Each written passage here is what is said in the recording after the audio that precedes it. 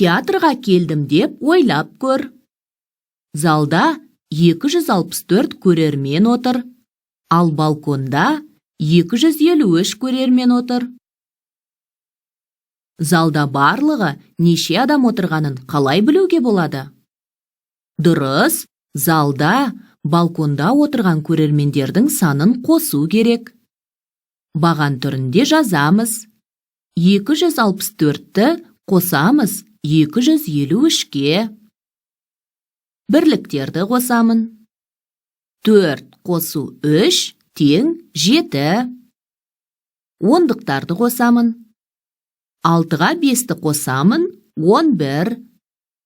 Бірді ондықтардың астына, бірді есте сақтап, келесі разрядтың үстіне жазамын. Жүздіктерді қосамын. 2-ге 2-ні және 1-ді қосса 5 болады. Оны жүздіктердің астына жазамын. Сонда 517 шықты.